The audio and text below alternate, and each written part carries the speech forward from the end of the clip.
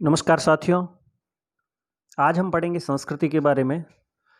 जब मैं बात करता हूँ संस्कृति की, तब आपके दिमाग में ज़रूर संस्कृति के साथ सभ्यता का भी ख्याल आता होगा। संस्कृति और सभ्यता समाजशास्त्रीय परिप्रेक्ष्य दोनों अलग अलग अवधारणाएं हैं।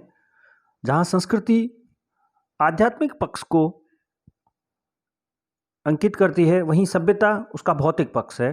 खैर, हम इसको सभ्यता को हम आगे पढ़ेंगे। आज हम संस्कृति के बारे में, उसकी अवधारणा, उसकी विशेषताएं, उसके विभिन्न नियामक तत्व के बारे में पढ़ेंगे।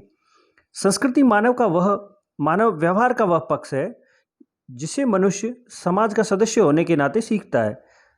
अर्थात जिस किसी भी समाज का सदस्य जो मनुष्य है, वह मनुष्य उस समाज के जो व्यवहार जिनको वह सीखता है, वो सब संस्कृति के अंग है, जैसे भाषा, वस्त्र, परंपराएं आदि।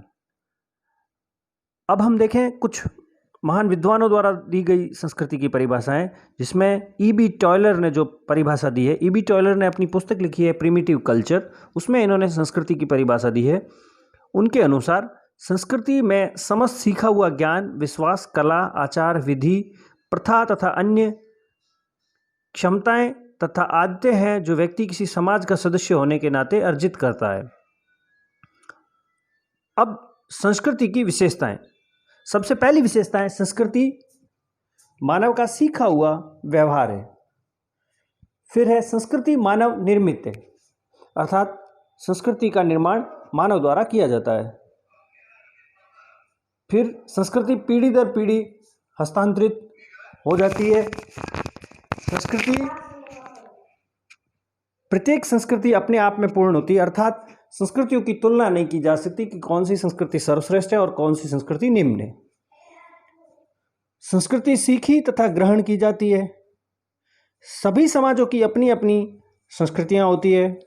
संस्कृतियों का प्रमुख प्रकार मानवीय आवश्यकताओं की पूर्ति करना है। यह मानव के व्यवहार को नियंत्रित करती है।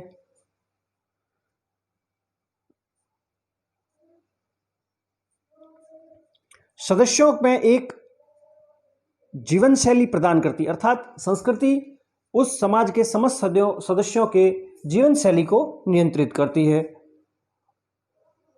और यह एक आदर्श की तरह होती है और व्यक्ति को निर्जाति केंद्रवादी बनाती है, अर्थात अपनी संस्कृति को सर्वश्रेष्ठ समझना निर्जाति केंद्रवाद कहलाता है। अर्थात संस्कृति उस व्यक्ति को अपनी संस्कृति के प्रति